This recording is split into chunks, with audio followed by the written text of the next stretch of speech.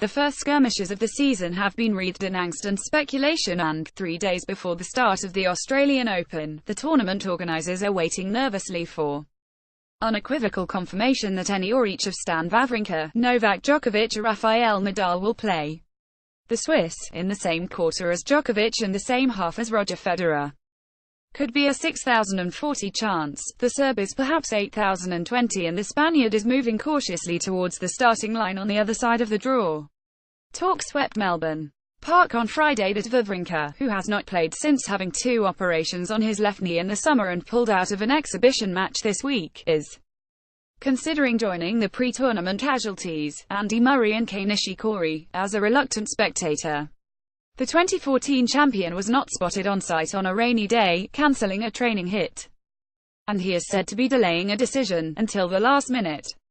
A year ago, Wawrinka's compatriot Federer lifted his status further into the stratosphere when he won his 18th slam in Melbourne after 7 months away. The latest news for Nadal, whose bad back contributed in part to his defeat by Wawrinka in the final 4 years ago, is more upbeat after a string of late pullouts at the end of last season as well as recently in Brisbane. He is hugely frustrated after winning 2 slams in 2017, beating Wawrinka to secure his La Decima at Roland Garros, then the US Open against Kevin Anderson, and has endured the recurrence of his own long-term knee problems.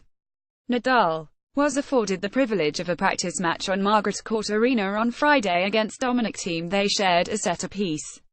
Both looked in good shape, and the impression is building that Nadal, who lost to Federer in last year's final, is in the mood to go all the way this time.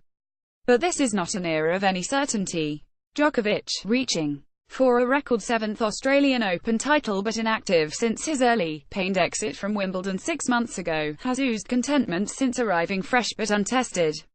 The world number 14 has been mobbed by fans and says, guardedly, he is confident of competing on level terms. However, it will not be the old Djokovic.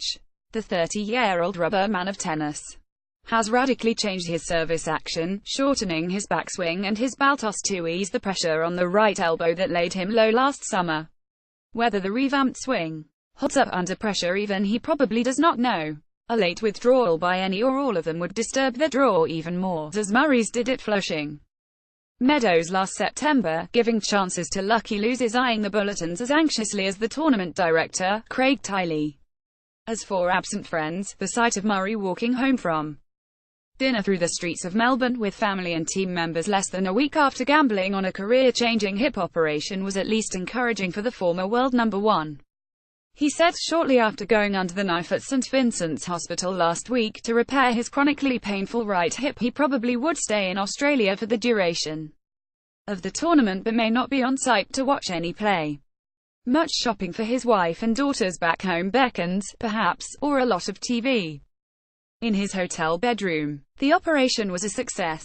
Now Murray has 3 months or more of rehab before going back on court and then deciding if he is fit enough to re-enter the fray at Queen's before Wimbledon.